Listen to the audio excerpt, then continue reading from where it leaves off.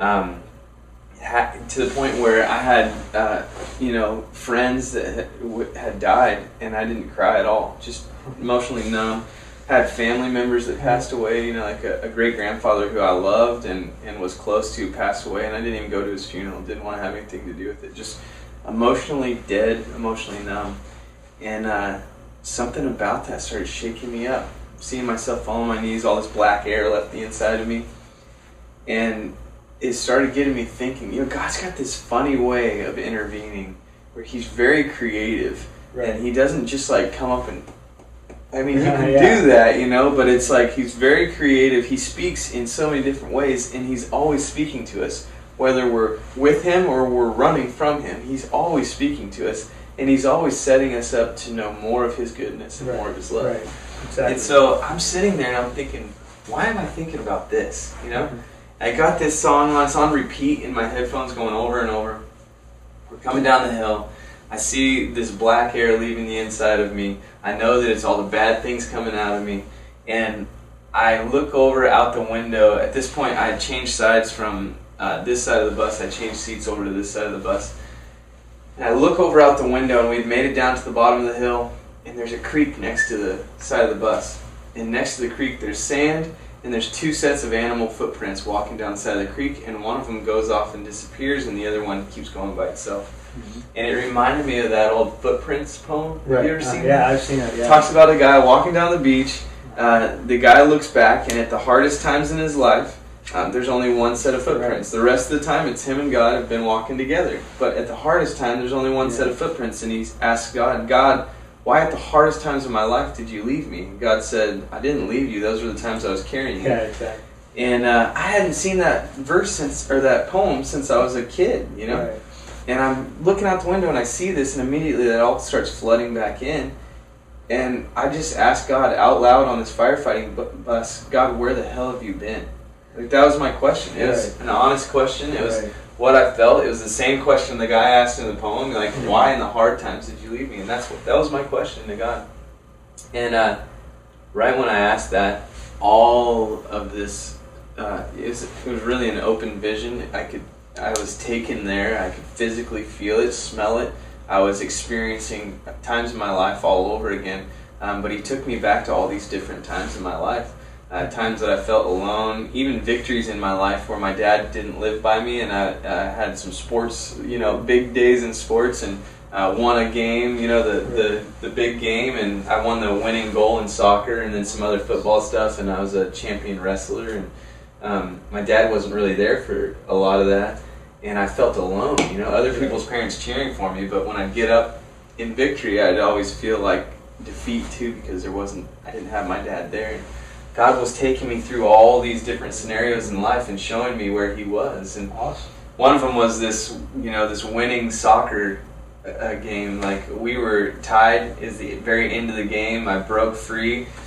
There was a kick that came down the field. My defender fell down going after the ball. Right. The ball bounces, comes right at me, and I've been practicing bicycle kicks for all summer long. It's in your mind as a kid, the winning goal. You do this bicycle kick, and you score the winning goal, and it was set up perfect for that. It came down the field, bounced. I jumped up in the air, did this bicycle kick. The goaltender came running out, and we ran into each other, and I scored the game-winning goal. And I remember getting up, yeah! And I remember this feeling of ultimate success, as a kid. Yeah, but also this feeling, I looked at the stands and I didn't have my dad there, So it was kind of rejection too. Defeat, yeah. Defeat. And now I'm experiencing it. I can feel the grass. I'm running. I can feel the whole thing, but I'm still on a fire bus, which was the weirdest thing. Right. I started crying my eyes out, which hadn't happened in so long, so I put my sunglasses on. I pulled my pillow over my head because firefighters don't cry, Right. And I'm hiding my head on this bus going through this. And I'm running down the field, and I score the winning score, and I get up like this. And I remember thinking, oh yeah, but my dad's not here. And I look to the stands, and God's coming down out of the stands. It's God. Father God, right. Coming down out of the stands, and he's literally chucking parents out of his way, pushing other people's parents out of the way to get down to the field. He gets down to the field, he runs out on the field, he goes, "That's my boy!" like that, right. Which is what I wanted from my dad. Right. And it was happening right there, and it was scenario after scenario after scenario that I was going through, and it was about a 4 or 5 hour ride home, and this happened at the beginning of the ride, and I came out of this when we got to our base, which was 4 or 5 hours later, probably 5 hours later, 5 hours straight of a massive encounter that was radically transforming my life, that was healing up all these lone spots, all these wounds, all these rejection, and I was seeing that God was there all along.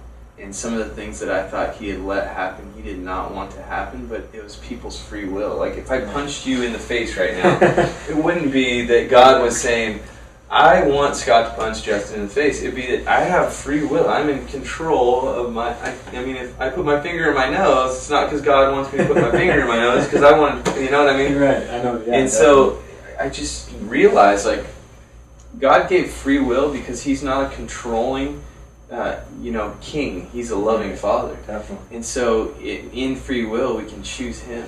And we can choose to see him in our day. And we can choose to understand him. And that was such a massive revelation for me. So I ended up telling him, God, I want to serve you. I want to come back to you.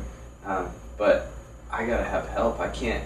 All my friends were doing what I was doing. Right. And I said, if I go back to my friend circle, you know where I'm going to be. I'm going to be doing the same things because I'm not strong enough to say no. It was what I knew. It was everything I knew was doing drugs and skipping out on life. Definitely hard changing habits. Yeah. Oh yeah, huge, And so I got in my truck, and I remember turning on Christian music for the first time in my life on the radio. I had to find the station, and I knew it was Christian music because of the sound of it. Like I changed the station. I was like, okay.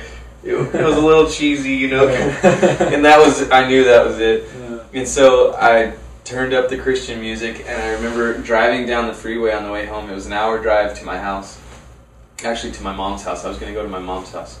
Yeah. And I remember rolling down the windows in my Blazer that I was driving, and it felt like I was breathing air for the first time. It was the most amazing feeling. It was a perfect day, too. It was about 75 degrees, blue skies.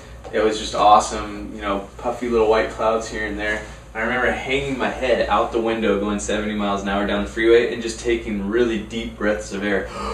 Because the air felt so good. It felt like it was the first time I'd ever breathed real air. And it was an amazing feeling, man. So I cried the whole way to my mom's house. I got to my mom's house. I started unloading my fire stuff out of the back of the car.